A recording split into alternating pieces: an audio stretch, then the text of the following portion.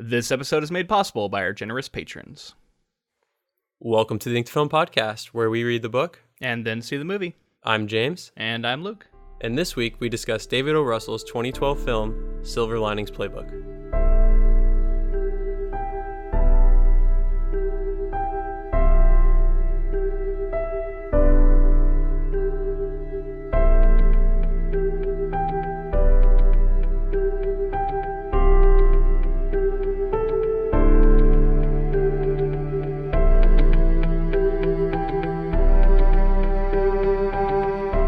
Excelsior. So we watched Silver Linings Playbook, the film.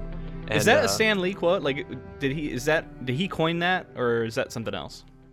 I mean, that's why it's important to me. Like, Excelsior is important to me because of Stan Lee, but I don't know if he actually coined it or if it was something that was just said that he kind of made famous. Yeah, because everybody was like posting that when he passed recently. When I saw this movie and that was his like motto, I just immediately thought of Stan Lee.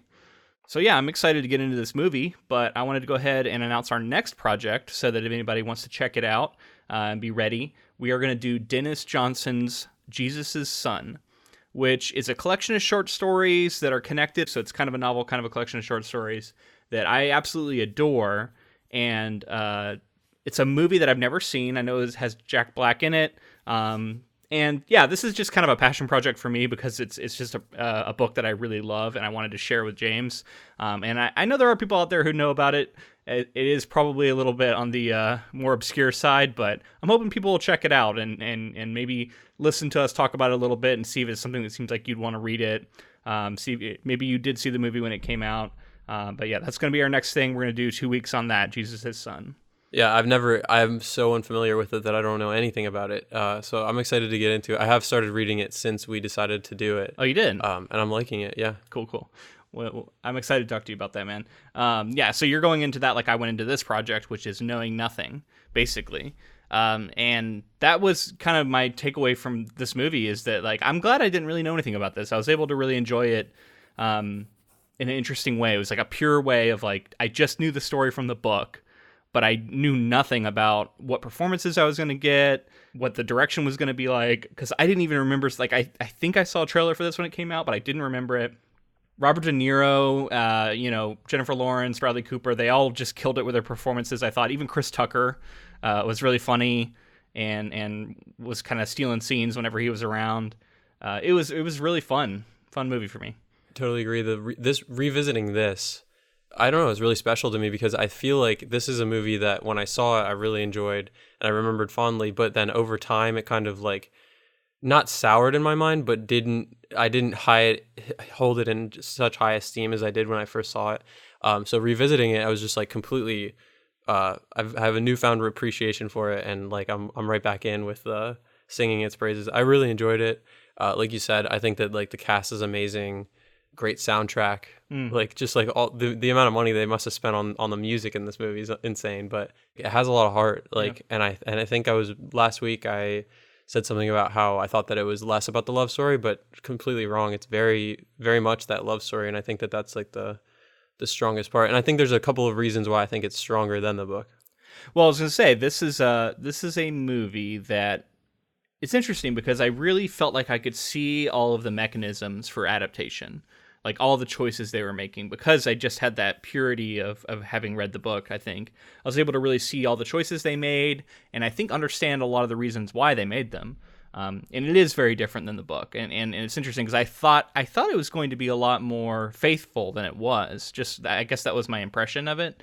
I don't know why I had that impression, but it although it kept a lot of the same form, it did change a lot of pretty key scenes and key character things.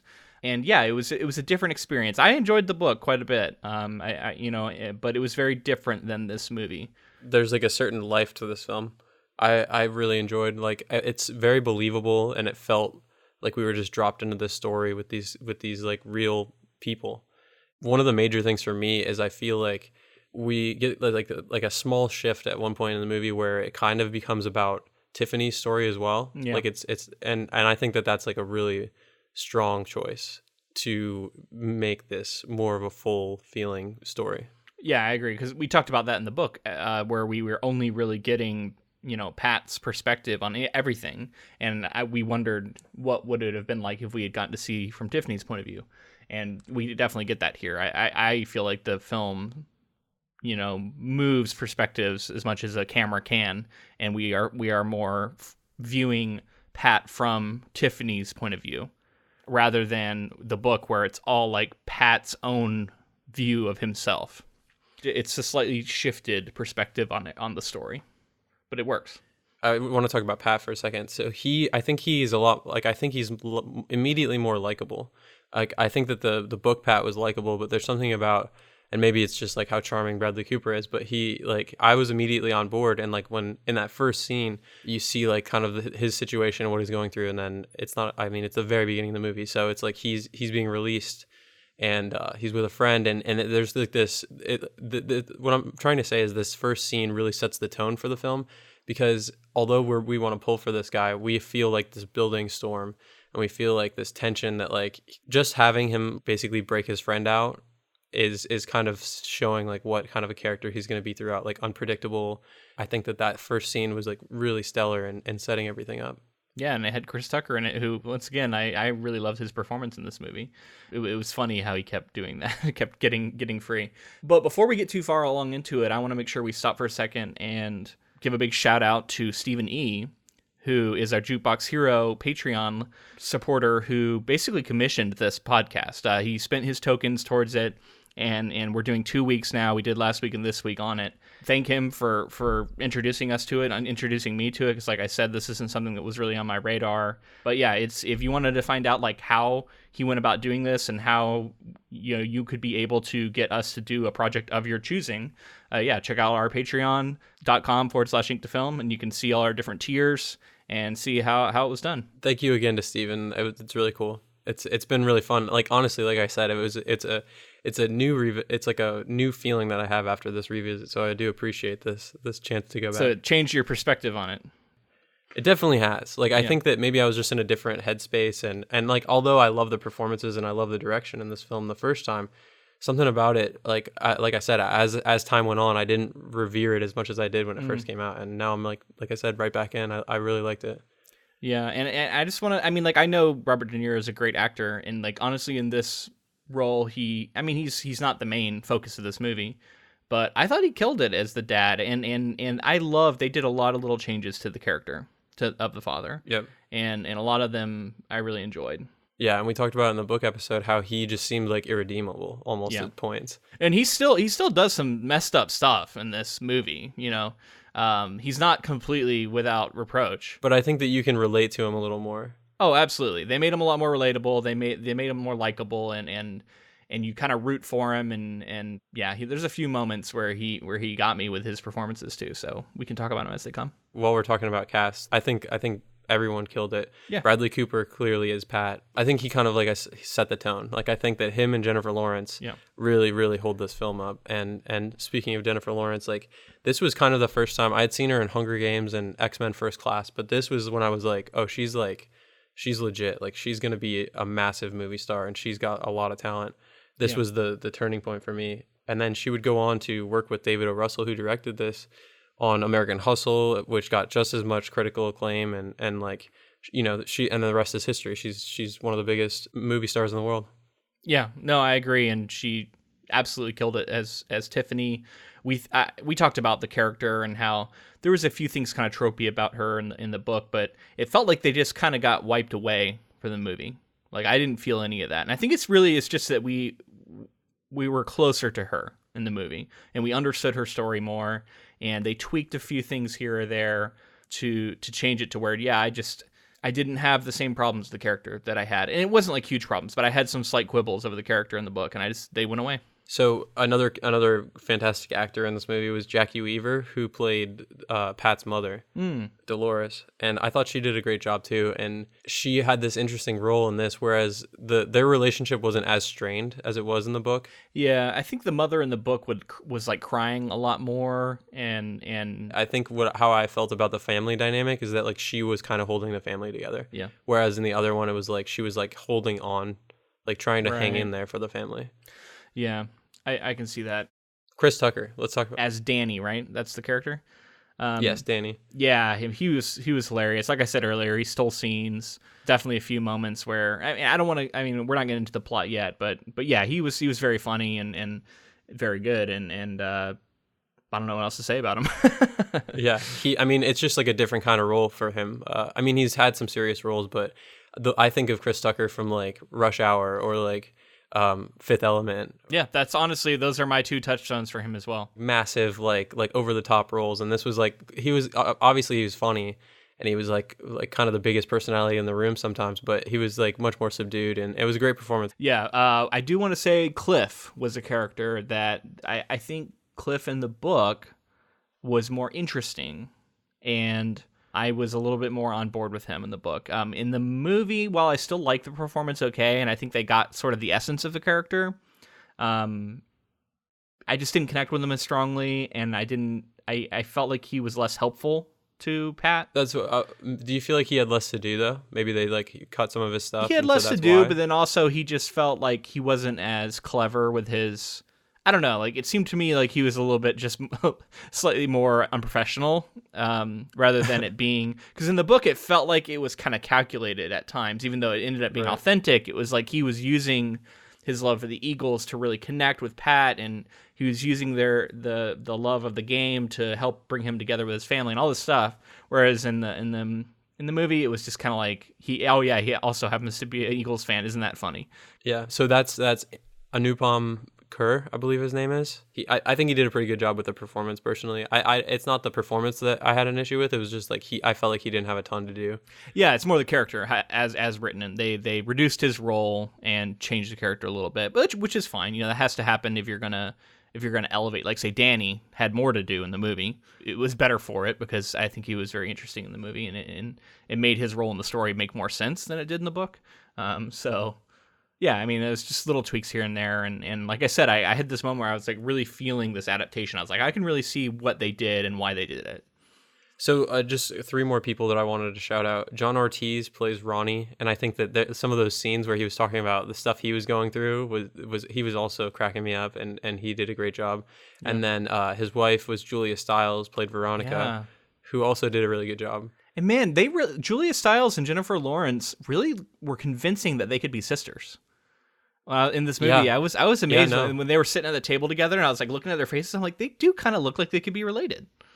I didn't even think about that, but yeah, like in terms of just their looks. Yeah, it's like something about their shape face too. It's like it seems kind of in the same wheelhouse, like, you know. So the other actor I wanted to shout out was Shea Wiggum. He plays Jake, Pat's brother, and the first scene that we got with him, I thought that he was gonna take on the father's role from the book, kind of like an asshole and like seemingly the antagonist for the story, but it didn't turn out that way. And I did like a lot of the scenes that he was in with Pat, and like specifically the Eagles game was pretty fun. Yeah, I agree. And he is so it's funny because as much as I was saying the old Julia Stiles Jennifer Lawrence thing, Robert De Niro, I can't remember the actor's name for the brother, and Bradley Cooper. I don't know how much they all look like they're in the same family. I don't know. Maybe that's just me, but that was one where I was like, I can kind of see the Bradley Cooper, Robert De Niro. Really? I was going to say the brother and Robert De Niro more because they have that kind of square jaw more, but yeah, I don't know. It's good enough. It's fine. It's a movie. So David O. Russell, a couple of things that I wanted to touch on with him were, you were talking about how the film feels like it was like you could see the adaptation in it. Yeah. It's really interesting because David O. Russell had this script for like 5 years, and he was reworking it. And I think I read that he went through like 25 drafts before he was really able to like pull out everything he wanted out of it.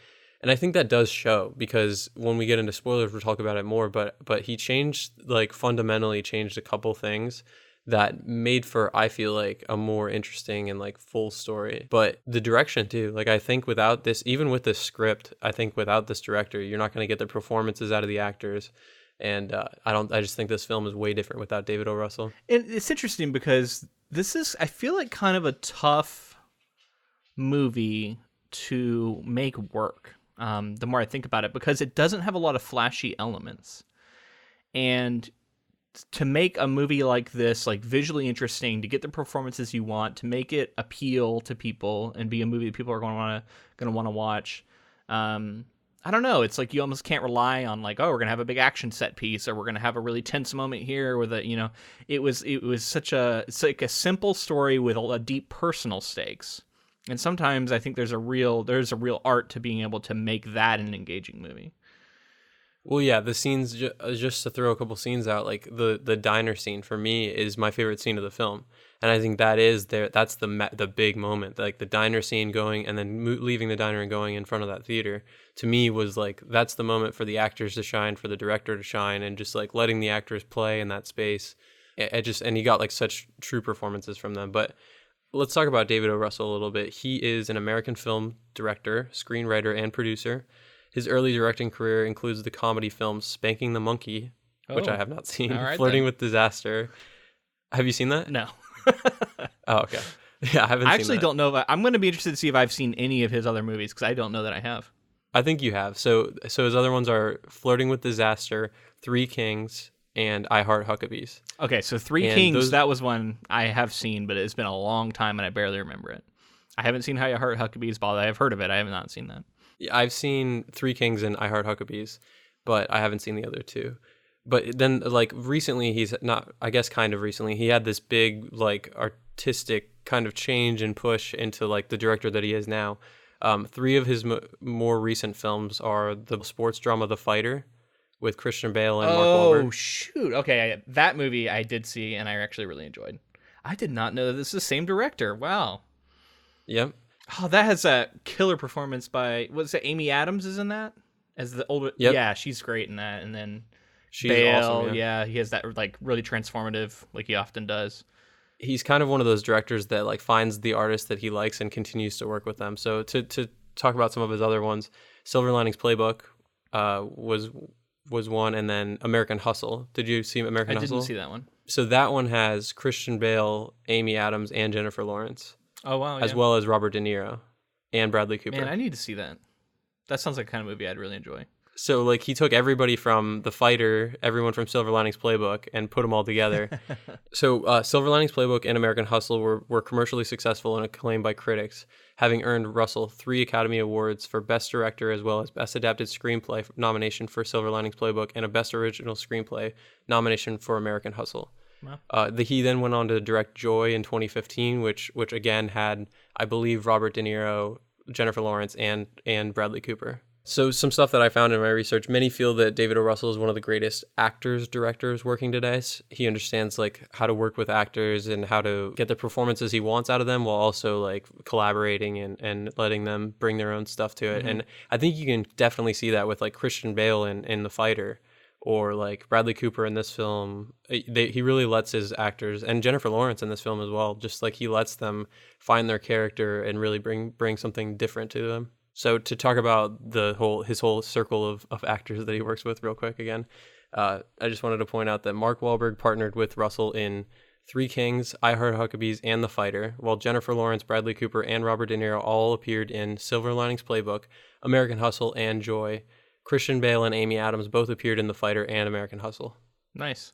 And it's, I mean, what Tarantino does that too, right? Like Christopher Nolan. There's a few directors out there I can think of who often do this. Like if certain like Martin Scorsese are almost always Scorsese. Yeah.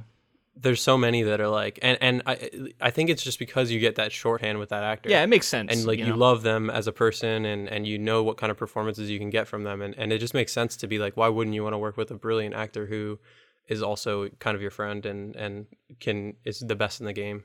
Yeah.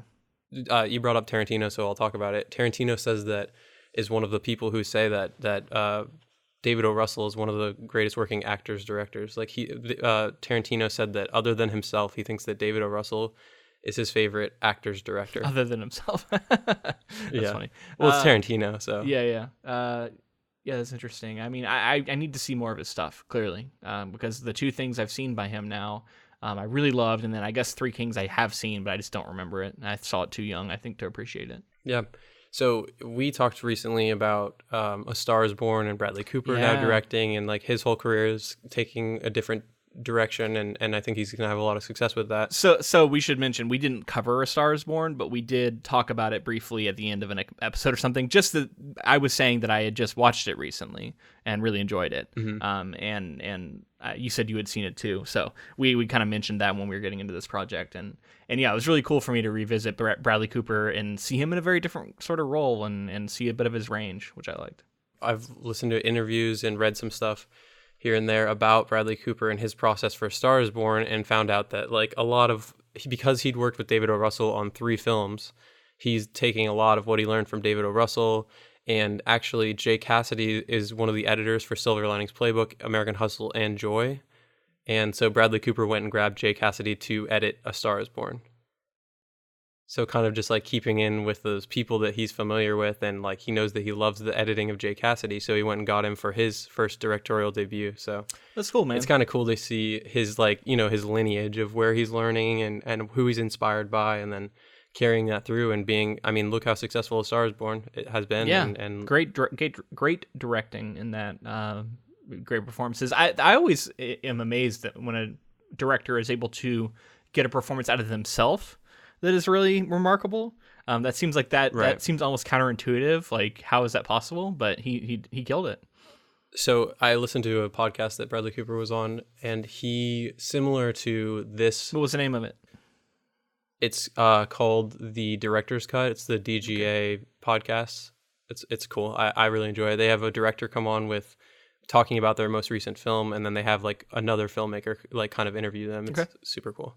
So check out that interview, but to kind of spoil some of it, he says that he had tons of prep time for this, in the same way that for A Star is Born, in the same way that David O. Russell had a ton of prep time for this film. So he talked about just like he knew what he wanted. He had kind of thought of shot selection and that kind of stuff, or he definitely had planned out all of that. He knew what he wanted from the characters. He had, like, I mean, they were practicing the singing and getting all the songs and everything together. Like, he's been working on it for years. And he talked about how on the day to get the performance out of himself wasn't the hard part. It was being there with the other actor and directing. He says it wasn't the hard part to him because he didn't need to look at the monitor. He knew that his camera ops and everybody, his DP, everybody was going to figure out what they knew what to do because they had that shorthand. They had talked about what he wanted. So he could just stay in the scene and just kind of like vibe with whoever was in the scene with him and just like keep running lines and kind of just was able to get like some really great performances out of, I mean, Lady Gaga himself, Sam Elliott. Yeah.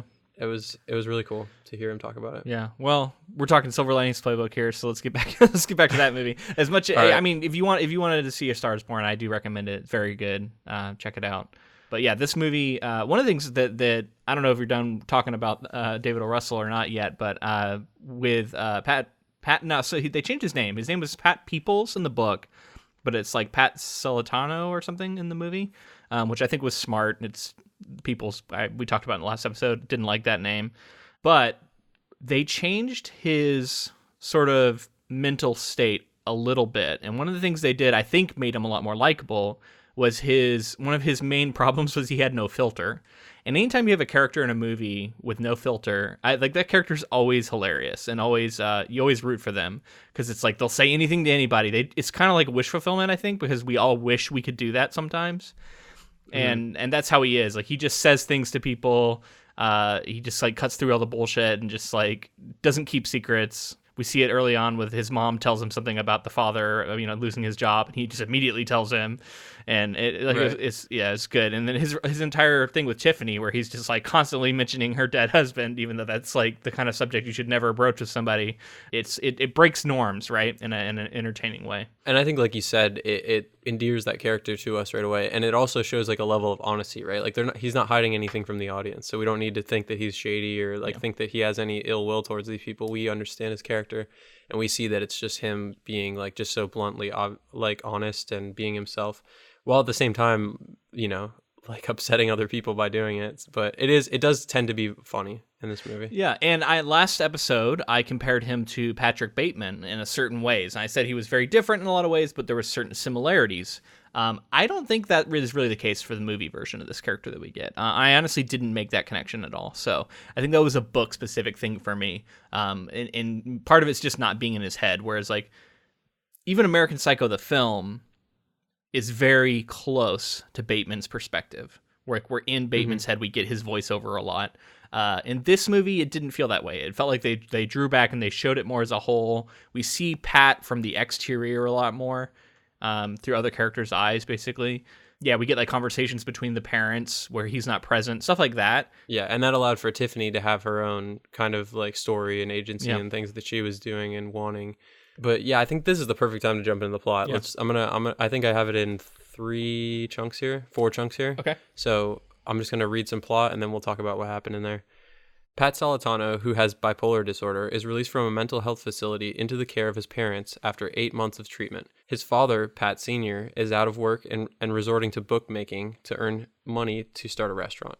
Pat is determined to get his life back on track and reconcile with his wife, whom he is separated from, Nikki, who obtained a restraining order against him after the violent episode that sent him away. While talking to Dr. Patel, his therapist, he tells him about coming home early from his high school teaching job and finding Nikki in the shower having sex with another teacher, as Pat and Nikki's wedding song played on their stereo. Enraged, he nearly beat the man to death. At dinner with his friend Ronnie, he meets Tiffany Maxwell, a young widow and recovering sex addict who also just lost her job. Pat and Tiffany develop an odd friendship through their shared neurosis, and he sees an opportunity to communicate with Nikki through her. Pat asks Tiffany to go to dinner, and they share Raisin Bran. Okay, yeah, cover a lot of ground there. So I want to back up and talk about some of those changes, right? We see 8 months in the facility instead of, 4 or 5 years or something like that? Like, it was a lot longer in the book. There was huge amount. That was like a big disturbing plot twist type moment for us, and everyone was lying about it. How long he'd been in there.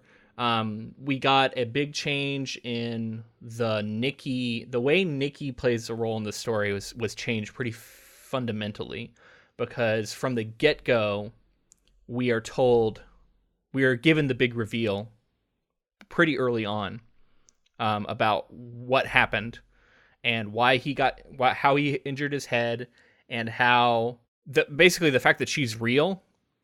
and all of that, there's a lot of that in the book where it was mysterious about, like, is Nikki even a real person? Is she a figment of his imagination? Is she actually dead?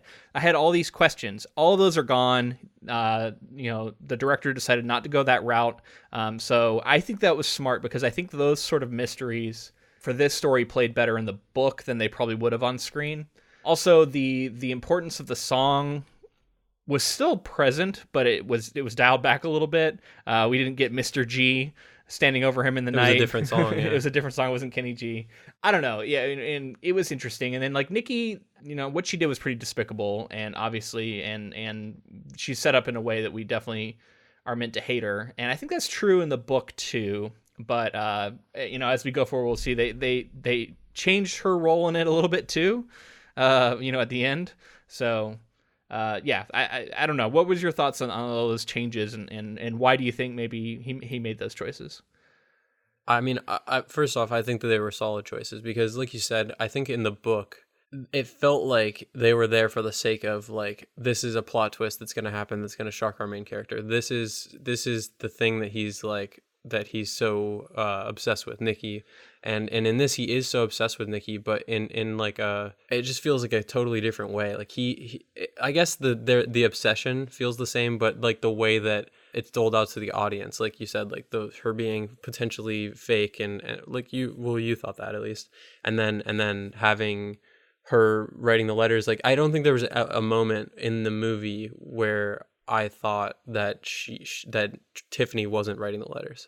Oh yeah, I mean, like, I kind of always figured that was another thing they didn't conceal. Like, from the get go, you knew it was Tiffany. And I think that and like the decision to have less, like, not have like multiple letters and have it be stretched over like a longer period of time, kind of makes it like more believable to me, because like writing multiple letters and like, it just seems like a lot of effort, and it just feels more natural to have like one letter and then have that kind of be the thing where he figures it out. Yeah, we're getting way ahead of it though. So let me jump back to kind of some of the stuff that goes on here. Oh, real quick. So one of the changes, as you were talking, I kind of crystallized in my mind. So Nikki in the book, one of the major driving forces for Pat is not only trying to get back with her, but he has this sort of alternate goal that maybe he isn't even fully aware of, but we are aware of, and that's learning the truth about what happened.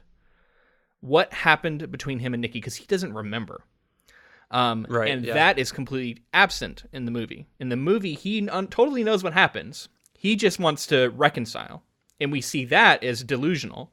But that's a fundamental change in the character, and I don't know. I just think it plays well for the movie. Me too, because like you said, the way that it's like a mystery of what actually happened.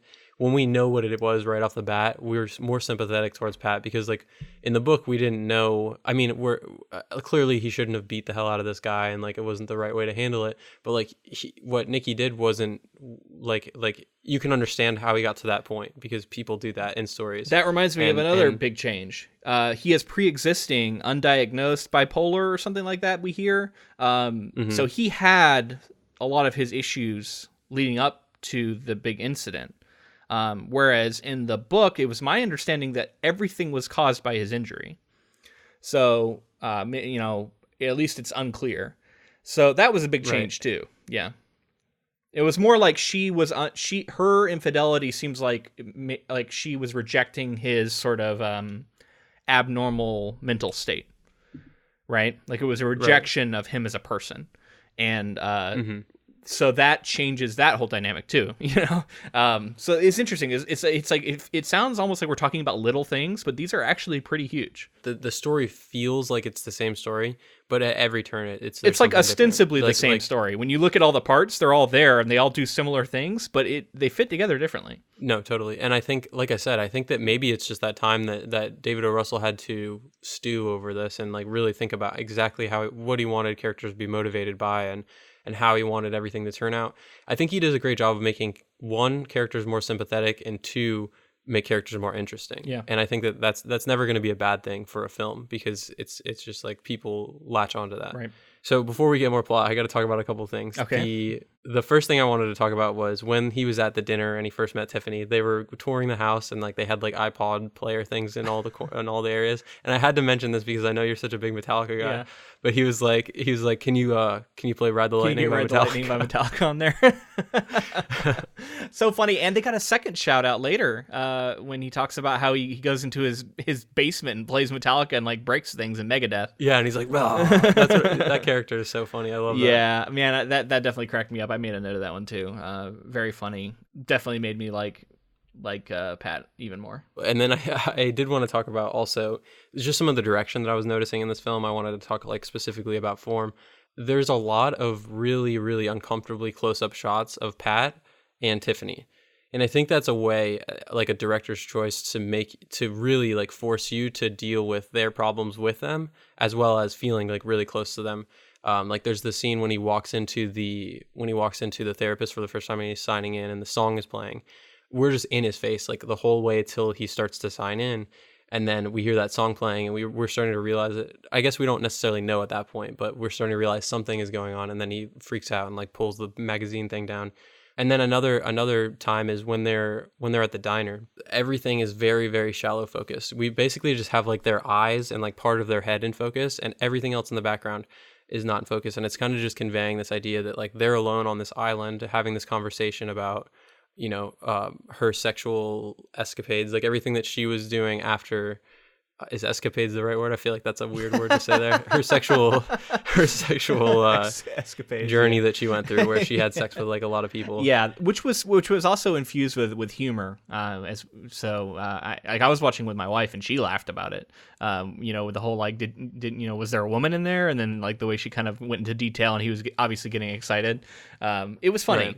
Right. But it was also like we could see him struggling with himself. I don't know. That was the thing. Like I think I saw more of him, like his actual genuine attraction for her shining through, whereas in the book it felt like he was in complete denial about it. Exactly, yeah. And I think that helped their story, because it's like clearly he is like struggling with his feelings for her while also still pining after his wife, who he wants to get back, is like, yeah. I think much more interesting than him just like completely rejecting.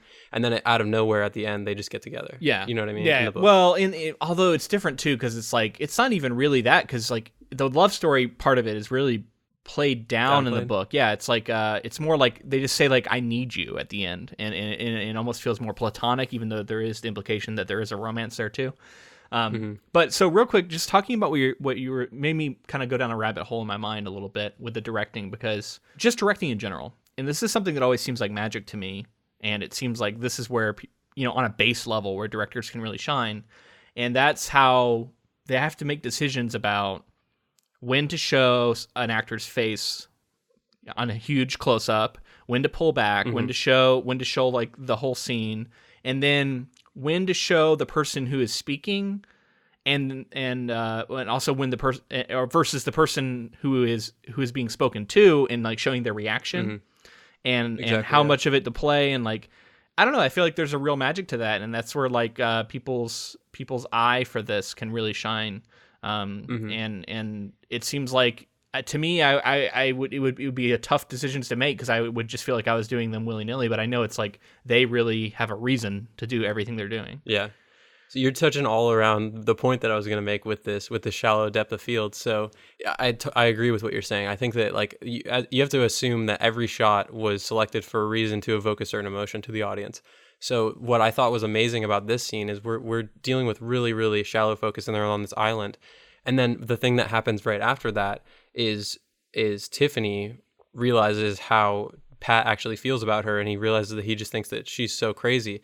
And that's when she explodes and throws everything off the table, and then we get wide shots of everybody. It's that small conversation that was them on the island then turns into the entire room, and people are shouting, and the waitress on his way out of the thing, the waitress says like hang on. So it's like it just turns into like this whole larger scene from this really small intimate moment. And I think that's amazing, because like then we flow into like downtown Philadelphia, like I'm assuming, where it's like there's tons of people who are out for Halloween, and then they're in front of the theater, and she starts screaming about how he's harassing her. And I think that entire sequence there is just like a masterclass in terms of like conveying certain emotions. And once he starts hearing the song, we get like this fisheye lens where like everything seems like distorted, and we're getting like kind of like his first person perspective on like the cop running up, and it's just very interesting to see like the choices that were made there. I feel like there were some of those, what are they, Dutch angles in there for that moment. Oh, I'm sure. Yeah. So it's interesting, because I'm thinking symbolically, there is something to her sort of, she chooses to bring in everyone else in both of those scenes, and they all judge him harshly. I think it's interesting, right? Like it's a very personal thing between the two of them, but then is sort of using it as like a device. She brings in the greater society and how people view, people with conditions differently, and people are afraid of him, and all that sort of thing. Like, I don't know. It's interesting, like symbolically, that she does that, because then it's also like she later proves that she is willing to use his condition against him too, and manipulate him in that way. And then it also reflects, the other thought I had was that it also reflects sort of a real life feeling that you can have. Like you go to a restaurant with people, like you feel that way. Like you feel like it's just you at the table. Like you don't think about the greater restaurant, and it does feel very until personal. somebody makes a scene, and then all of a sudden it's like, oh, this is a very public place. So exactly. It works on multiple levels. So we need to jump into some more plot here. Tiffany offers to deliver a letter to Nikki if in return Pat will be her partner in an upcoming dance competition. He reluctantly agrees, and the two begin a rigorous practice regime over the following weeks. Pat believes the competition will be a good way to show Nikki he has changed and become a better man. Tiffany gives Pat a typed reply from Nikki in which she cautiously hints there may be a chance of a reconciliation between them. So with this, I really wanted to talk about something that we felt, well, you specifically mentioned in the book, and I agreed with you. The dancing in the book felt kind of out of, it just felt like it was serving a weird purpose. Like we didn't really understand what it was there for. And I wanted to ask how you felt about the dancing and how it's tied into kind of the other events in the film. Well, it played better in the movie, and I thought it would, because to me, dancing is such a visual medium. There's so much you can convey with it. For one, I've always people always compare dancing to sex, and they're like, oh, if someone's a good dancer, that means they'd be good in bed. Yeah, I don't know if you've ever heard this. I've heard it a few times. Yeah. And at the very least, I think when you see two people dancing together and they have a really strong chemistry with each other, and it's not, some people can just do that because they're good dancers, but usually that does mean there's some sort of intimacy, at least being like flirted with there, right? And so dancing as a vehicle for our characters to become intimate with each other without actually being romantically intimate creates a really nice drama too, because it forces Pat to be intimate even though he is trying not to. Like, he's trying to stay back for Nikki's sake, right? So it creates a really cool, and that worked a little bit in the book too, but I don't want to totally take, like, that was obviously the reason, but it also was presented in a more believable way. Like, Pat wasn't very good at it. There was the hilarious scene where Danny comes in and gives them a bunch of pointers and is dancing with her. That was very funny. And then leading all the way up to the big finale of the dance, and how differently that played out in the movie. What was your take on the dancing?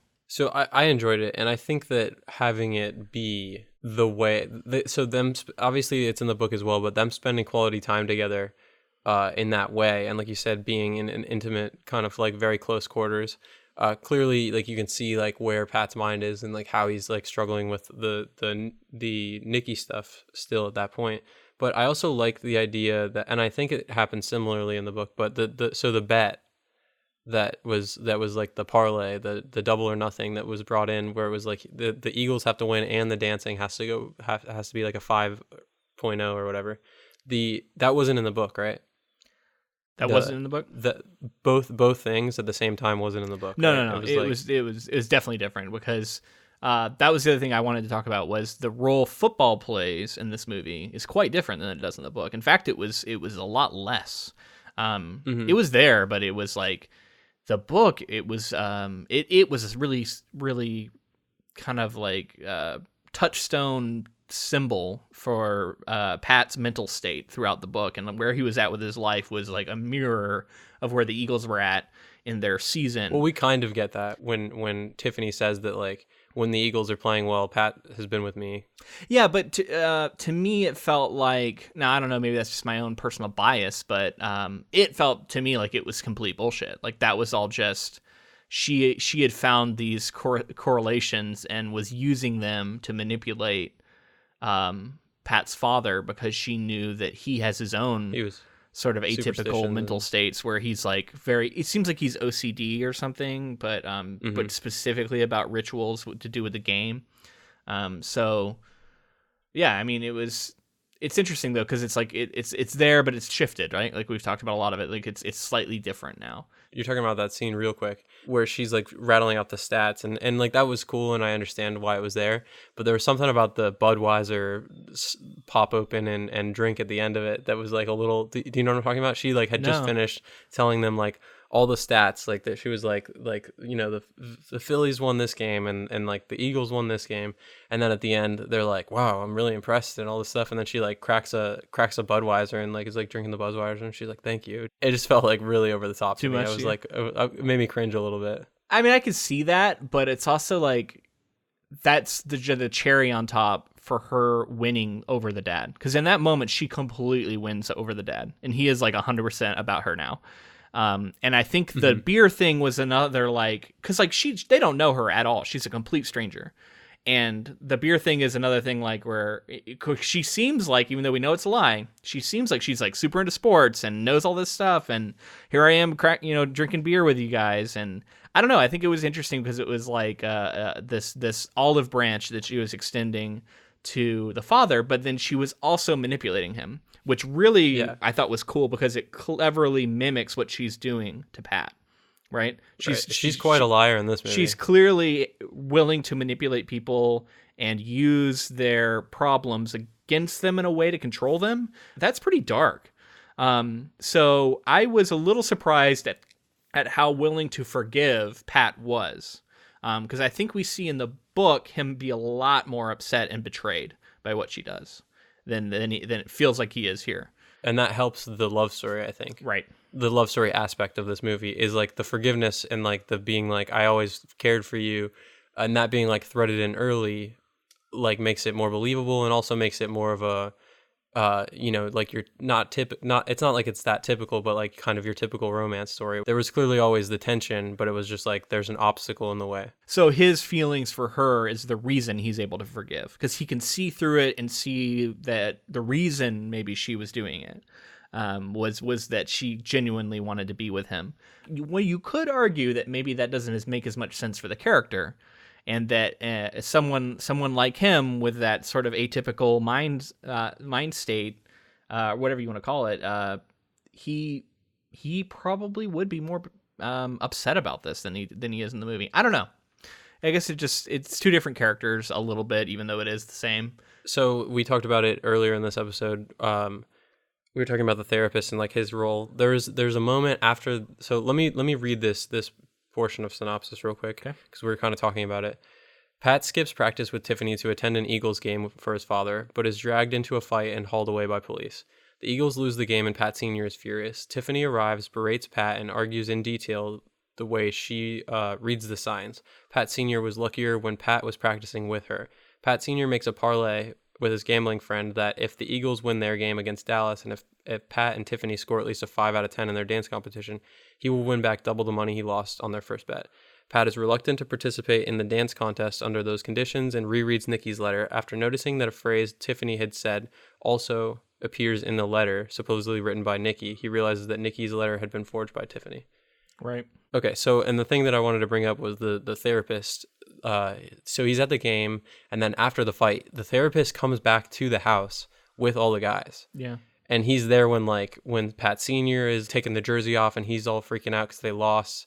And like, it's just weird that the therapist was there, didn't say anything or do anything really, when that's kind of his old forte and background. Yeah, I agree. But I guess the way I kind of like rationalized it in my head was that he'd been drinking and like tailgating, and maybe it was, he had an altered state of mind.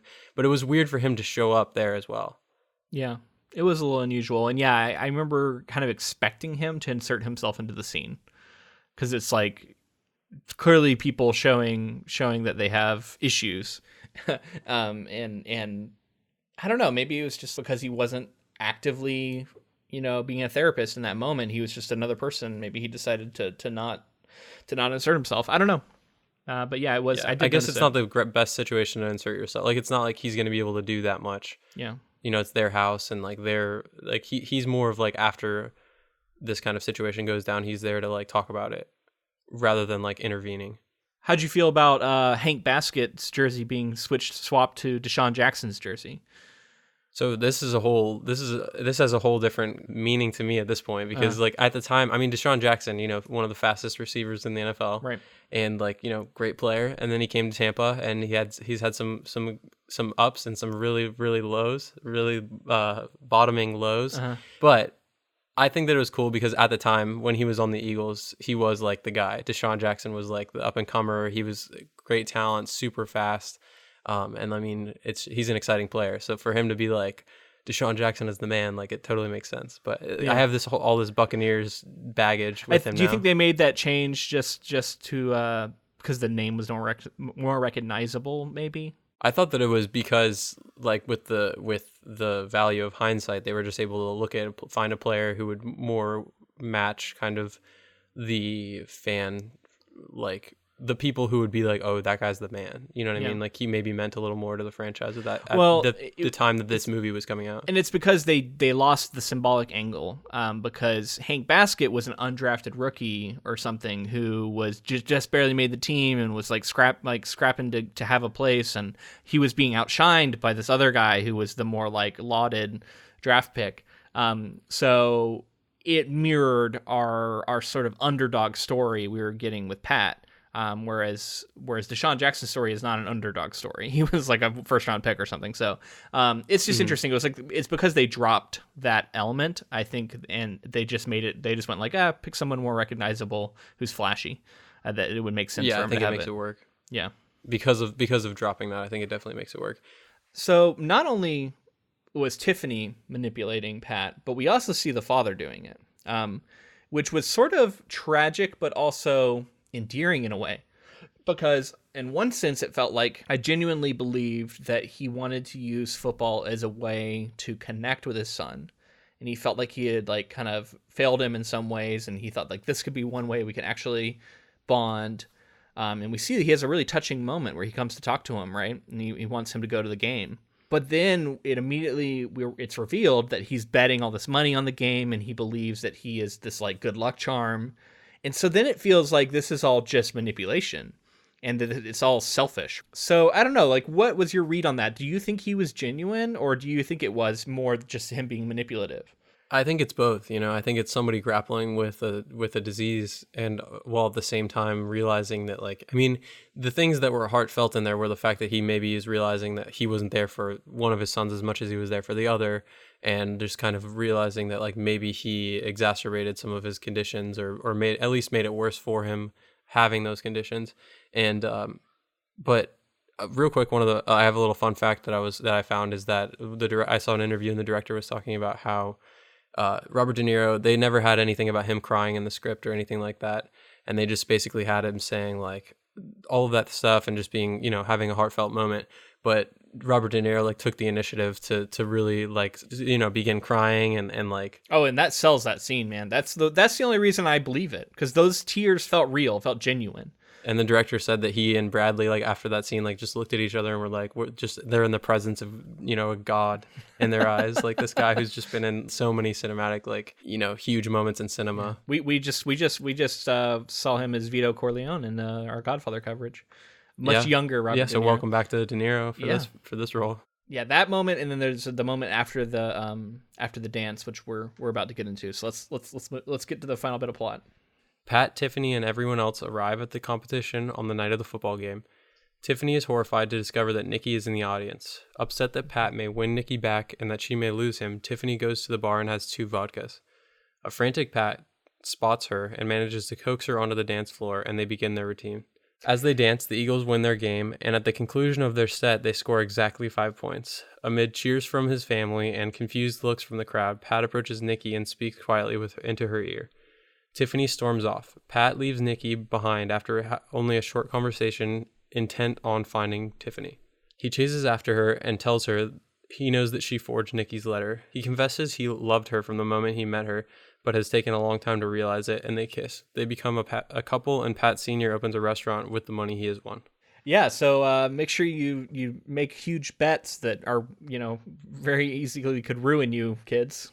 That's another. I mean, he's got a couple of personality things, right? Like, so he's got the OCD as well as he's got a gambling problem. He's got a gambling problem, clearly. Yeah. But yeah, so let's back up a little bit. The setup of the dance as being sort of the fulcrum of the story and being the final big moment is a clever one. I think that really works. Because in the book it was like staggered. It was like we had the dance, but then we also had this big confrontation about the lying, that was also like he got mugged and like weird things with that. So I think it was better to kind of like unify these 2 moments and then bringing Nikki to the actual dance was really, I think, a stroke of genius. And I think it adds so much tension to the scene. We see Tiffany sort of backsliding. We're like, we want to tell Tiffany like it's going to be okay, but then like we don't even really know because we're not sure what that's going to do to Pat. So yeah, it just creates this big like dramatic stew that is exciting and was fun to watch. Yeah, I agree. This is the shift that I was talking about. We like kind of fully shift into her perspective. Like the film becomes hers for this time, from the time that she kind of is on her own and nervous, but then when she sees Nikki and everything that carries on through, it's really just like her. We're like you said, she's like backsliding and dealing with a lot of stuff. She's like talking to the guy at the bar, which to just mention that real quick, I hated the like how skeevy the like that was super cringy to me. The cop, for one, when he was like asking her, and then this guy, and like it just kept happening, and I was just like, oh, this is so brutal. Yeah. The cop was really inappropriate. And because I did not see that from that character. Because when he was like, oh, you were, because in the book her husband was a cop. Is that true in the movie? I don't know. Think so. Was it? Okay. Yeah, because he knows her husband. And so I thought he was just going to be like, oh my God, he was such a good guy, whatever. But then he hits on her. Anyway, that was a different scene. It's very, very cringy. But so just like that shift into Tiffany's perspective in this last area, I mean, I really think that we got to know her character really well and kind of understand her from the scenes we had with her.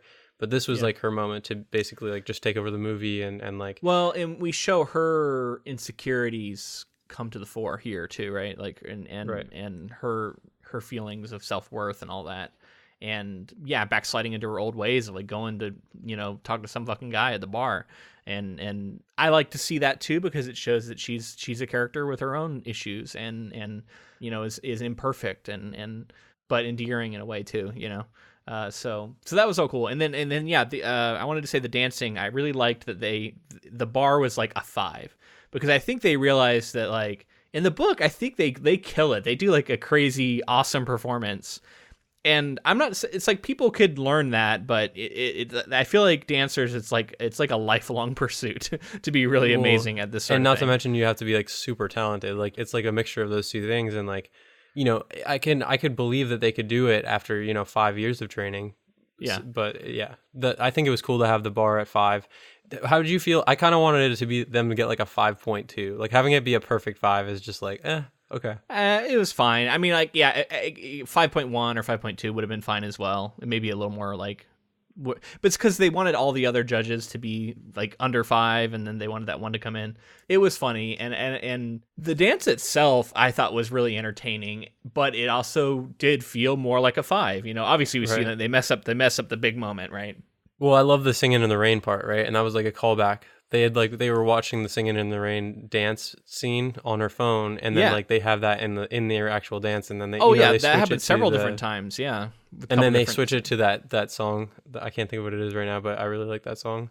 Yeah, it turns into like a rock song, and they're dancing around, they're jumping around and stuff. And it's cool too because they also do it just enough to establish what kind of competition this is and what kind of dancing we're seeing. So that we can feel that when they're doing this, it is way inappropriate for this dance. Yeah. Like nobody else is doing this sort of dance. It was also like kind of over the top sexy, which we know was like Danny's influence on it too, right? And so all this stuff was cool. And then it was like you had to have the one judge who gave him a little bit of credit, maybe for some of that stuff. And if you notice, like that was the harshest judge on everyone else. And then she gave like the highest of the scores, so it's just one of those feel good moments. Yeah, it was cool. It worked, and then I like how that became more the focal point than the Eagles. Like the Eagles one, it was just kind of a forgettable thing. Not forgettable, but like the moment was not super important as much as it was the dance, which is what the key. And everything was rode on that moment. It had to deliver, and there were no stakes like that for the dance in the book. The only stakes there were personal, right? Yeah. There was no bet. So that was a big change. Yeah. And then one of my favorite moments. So I loved this moment. And it's interesting because it's like, I'm trying to figure out why I love it so much. But after the dance ends, Pat's father sees Tiffany run out and knows he understands what happens. He understands that Pat talked to Nikki, and he saw Tiffany runs out, and he's like, oh my gosh, she's really upset, and he needs to go after her. And so he has this like heart-to-heart moment with him when he comes over, where he has this speech about like there are moments in life where you have to act, and like I can't remember exactly what he says, but he's like really serious, and he's like I'm giving you like I'm being a father right now, and I'm telling you, son, you need to do this. And we know, or we later know, I feel like we kind of suspect that like Pat already knows that. He already knows that he needs to be this way, and he knows that he has already given up on Nikki, but I feel like in this moment his father isn't sure of that. So anyway, like I feel like in retrospect it's like he's telling Pat some stuff that he already knows. But just the act of him doing it is like so emotional for me. Like it was really cool to see that character and Robert De Niro be fatherly in that moment. I think he really killed that performance in that moment, and I just remember that being really powerful. I want to mention with that the shift in Pat with Bradley Cooper, just like there's like that confidence that came in, and kind of just that like the realization, and like we basically, you know, over that week he had, you know, written the letter a week before, and he realized that Tiffany wrote the Nikki letter. And so, you know, it like all was like him finally finding himself, and you know, his arc was completing. But the way that he goes to get her when she's at the bar and like pulls her on stage, and then once he goes out there to chase after her, just like the shift in his character, while she was like reverting, he was like kind of completing his arc as a character. And I just thought that was really cool, especially because we kind of like get away from his perspective and go more towards her perspective, so we don't see the full change through his perspective. We're kind of just like there for it, and we see. I just thought that was a cool way to kind of play with the two characters and like where they're at. Speaking of perspectives, we don't get the conversation between Pat and Nikki. It's just he kind of whispers something in her ear, and we don't get it. What do you think he said? Not only what do you think he said, but why did we not get it in the movie? And I definitely have like my thoughts about it, but to build the drama, right? Because it's like if he right away was saying like, "I'm so happy to see you, I love you," all this stuff, then we wouldn't know. Because I mean, it's for that big reveal where he's like, "I wrote the letter 2 weeks ago. It's been you for a long time," but I was just had to convince myself. So just to keep the mystery alive. Yeah, to keep that tension basically there.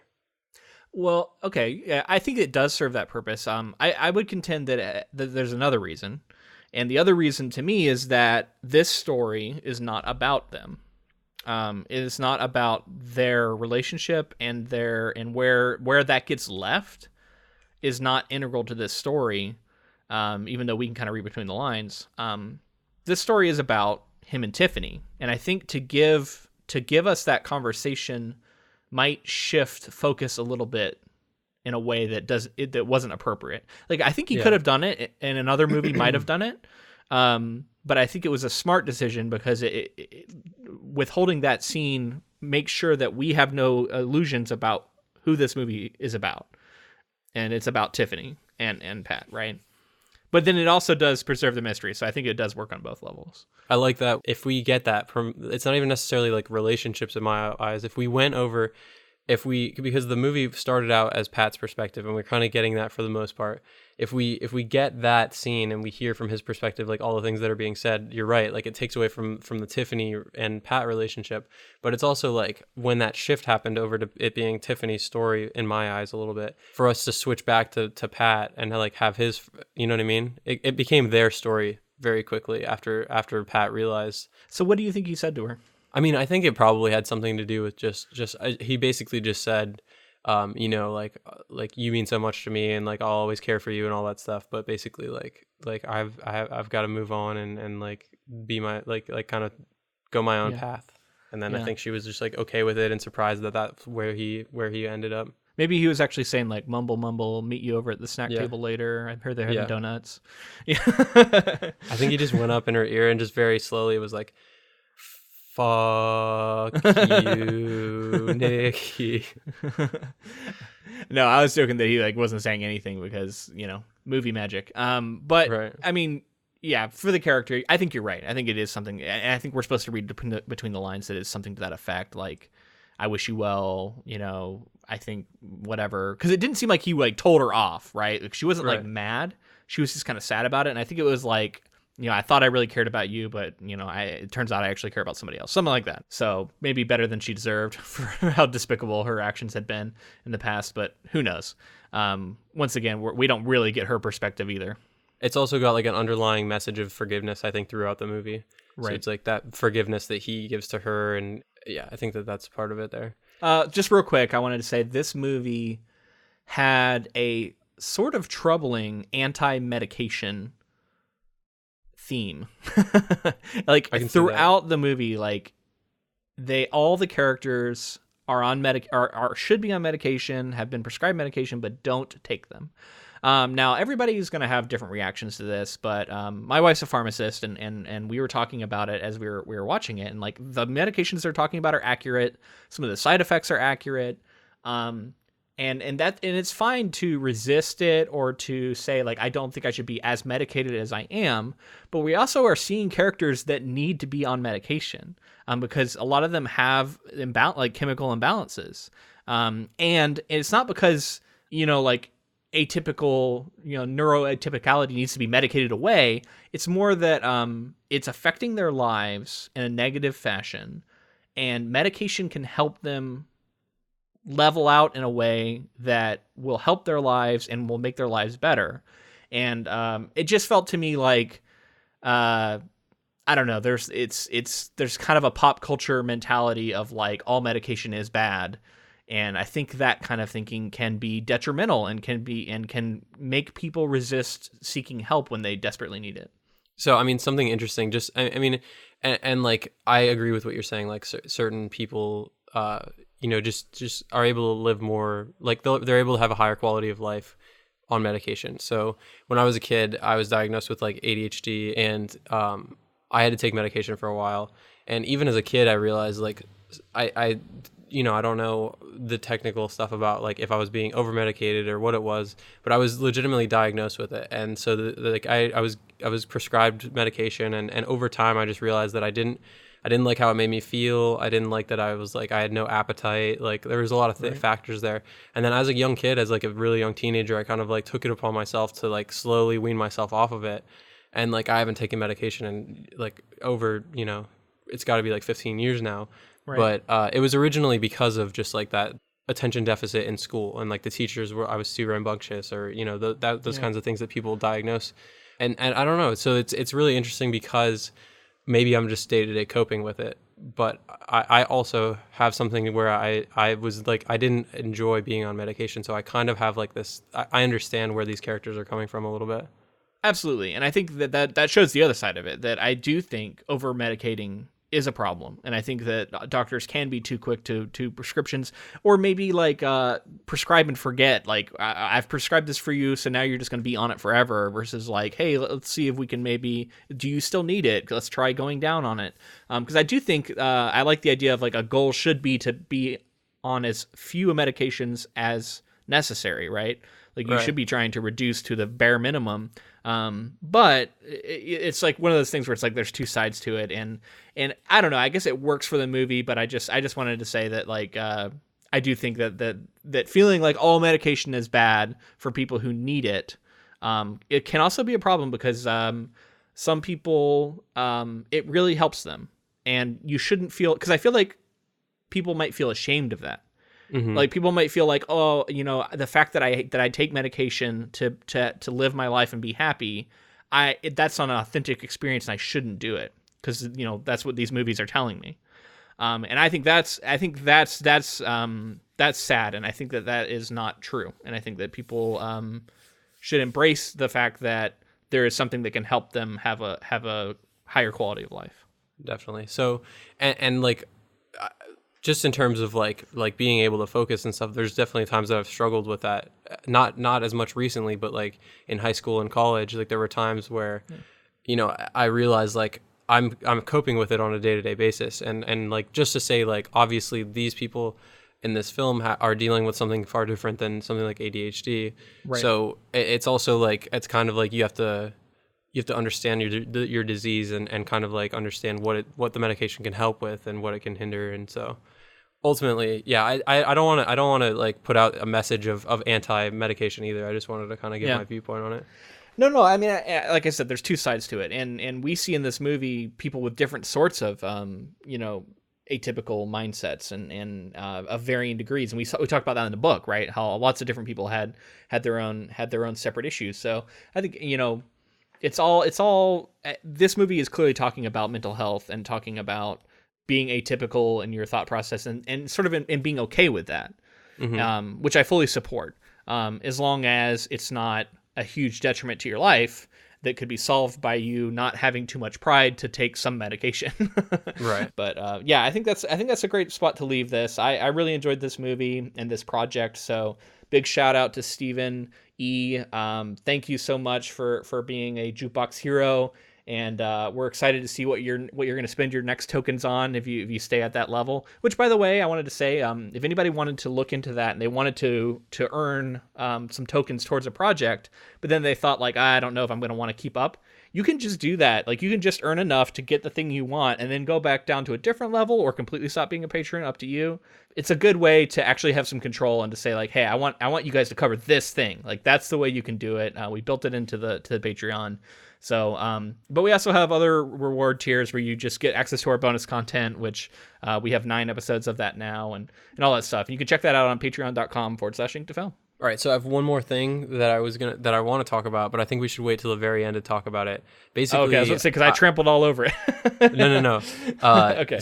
Basically, it's kind of this movie's about the Philadelphia Eagles, and they recently won a Super Bowl, and I just want to tell you about the legacy of this film with kind of that in mind.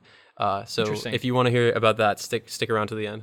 Yeah, if you'd like to connect with us online, we are on Facebook, Instagram, and Twitter at Ink2Film on all 3. Our group on Facebook is the Council of Inklings. We like to put up polls on there to determine future projects, things like that. So absolutely join us on there. That's going to be like the hub of activity for this podcast, I think.